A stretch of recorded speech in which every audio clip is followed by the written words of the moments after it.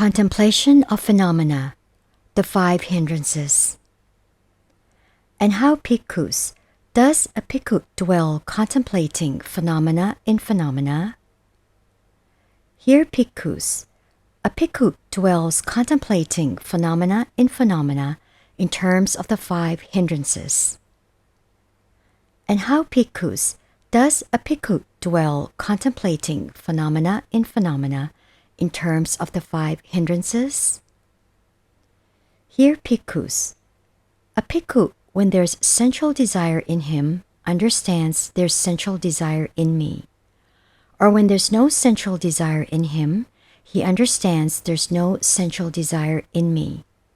And he also understands how unarisen sensual desire arises, and how arisen sensual desire is abandoned, and how abandoned sensual desire does not arise again in the future.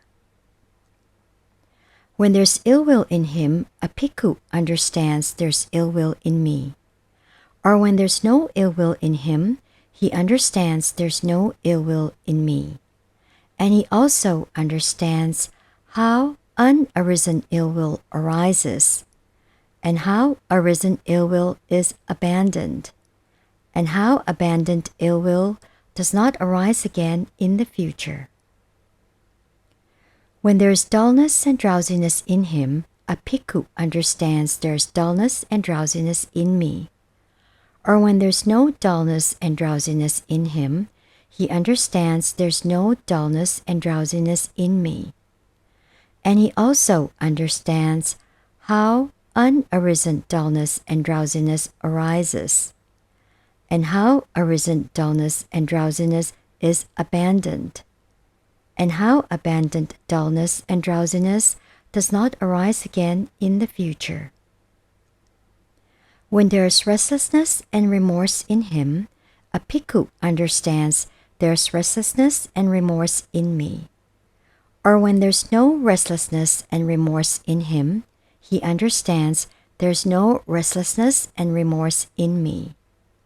And he also understands how unarisen restlessness and remorse arises, and how arisen restlessness and remorse is abandoned, and how abandoned restlessness and remorse does not arise again in the future.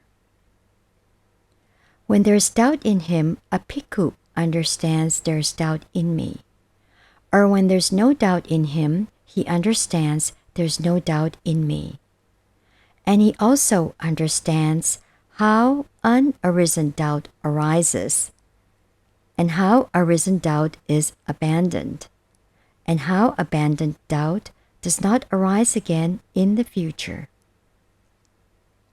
In this way, he dwells contemplating phenomena internally, or he dwells contemplating phenomena externally, or he dwells contemplating phenomena both internally and externally, or else he dwells contemplating in phenomena its nature of arising, or he dwells contemplating in phenomena its nature of vanishing, or he dwells contemplating in phenomena its nature of both arising and vanishing, or else mindfulness that they are phenomena is simply established in him to the extent necessary for bare knowledge and repeated mindfulness, and he dwells independent, not clinging to anything in the world.